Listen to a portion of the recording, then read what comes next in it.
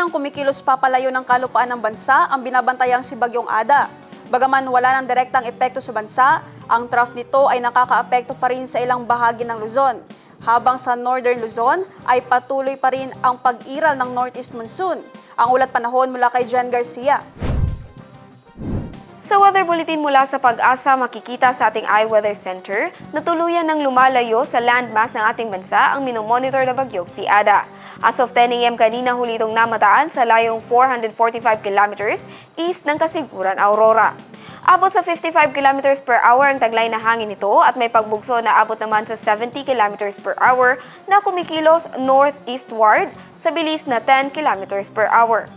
Ayon sa Weather Bureau ay wala ng direktang epekto sa bansa ang bagyo. Ngunit, ang trough nito ay nakakaapekto sa bahagi ng Central Luzon, silang bahagi ng Southern Luzon at Northern Samar.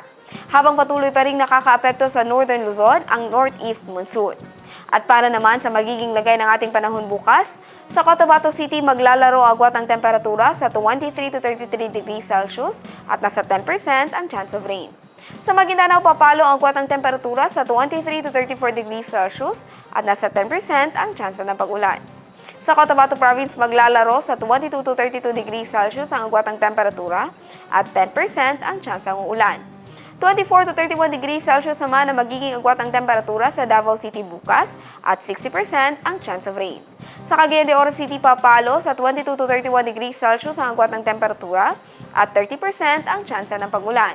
22 to 32 degrees Celsius ang inaasahang magiging agwat ng temperatura sa Zamboanga City bukas at 10% ang chance ng ulan. Ang Lanao del Norte papalo bukas sa 22 to 32 degrees Celsius ang agwat ng temperatura at nasa 10% ang chance ng pag-ulan. Habang sa Lanao del Sur naman ay makakaranas ng 20 to 29 degrees Celsius ang agwat ng temperatura at nasa 60% ang chance of rain. Ang araw ay sumikat kaninang 6:25 ng umaga at lumubog ng 5:48 ng gabi. At yan ang latest mula sa ating iWeather Center. Jen Garcia, iMinds, Philippines.